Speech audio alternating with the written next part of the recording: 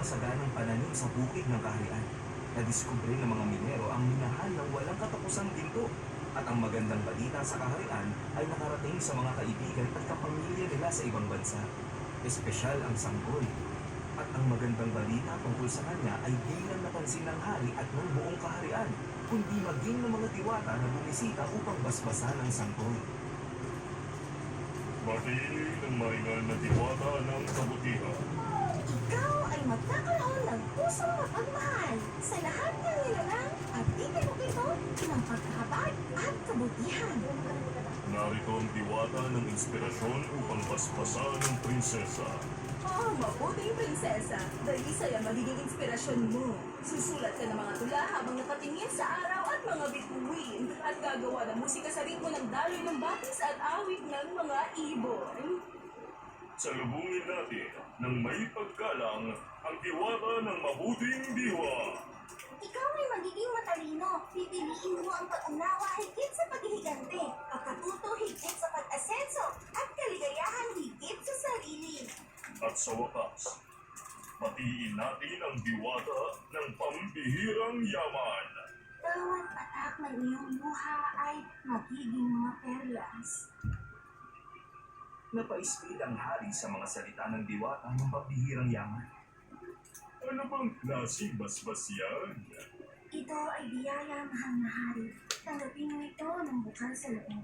Ang anak ko ay nagdulot ng kasiyahan sa ating buong kaharian. Bakit kailangan niya pang umiyak? At kapag lumuha siya, mayroon siyang ginto at mga natatanging hiyas. Hindi niya kailangan ng mga perlas.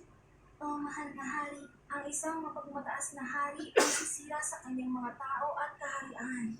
Pag namalaki ang kalaban ng kabutihan at karunungan, iniinsulto mo ang regalong ibinigay ng buong puso. Ngunit hindi ba dapat ang regalo'y karapat-dapat sa respeto? Gusto mo ng katunayan na ang regalong ito ay karespeto? Sige, kung gayon, sa ika-16 na taon niya, maliligaw siya sa kagubatan at ang mga luha niya sa mata na naging perlas ang magtuturo sa kanya. Naglaho ang mga diwata sa palasyo at iniwan sila sa nakamamatay na katahimikan.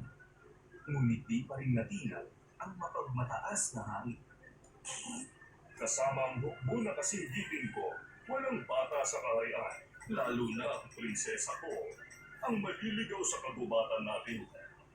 Kayong lahat ay hindi kailangang mangamba. Simulan na natin ang kasiyahan. Lumaki ang prinsesa at tunay ngang sa basbas ng mga diwata, siya ay marangal, maawain, mahal niya ang kalikasan. Sumusulat siya ng mga tula tungkol sa araw at mga bituin at gumawa ng musika sa daloy ng mga ilog at huni ng mga ibon. Isa rin siyang magaling na mga ngabayo at mahilig maglibot sa mga bundok at gubat. Isa siyang masayahin, mabuti at masiglang bata na naging ganap ng buong kaharian at di namalayan ng karamihan na siya'y 16 na taon na. Sa araw ng kanyang kaarawan,